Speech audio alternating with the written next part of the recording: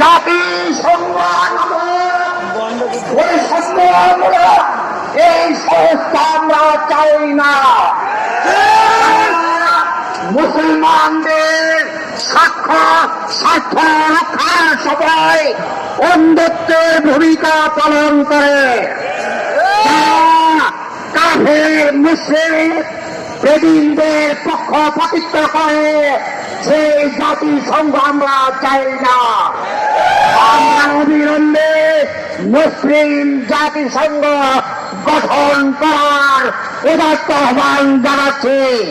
পাশাপাশি এই ইসরায়েলের বিরুদ্ধে সারা পৃথিবীর মুসলমানদের তাদের পণ্য বর্জনের আহ্বান জানাচ্ছে।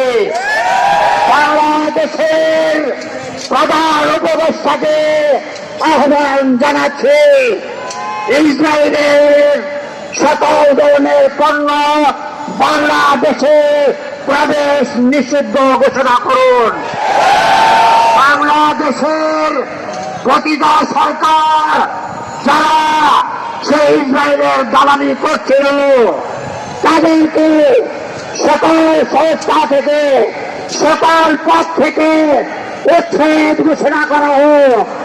আমরা পরিষ্কার বলতে চাই সে সমস্ত ব্যবসায়ী যে সমস্ত আমাদের জনগণের মধ্যে ইসরায়েলের দালালি করবে তাদেরকে হাসিনা সরকারের মতো এই দেশ থেকে উচ্ছেদ ঘোষণা করা হোক।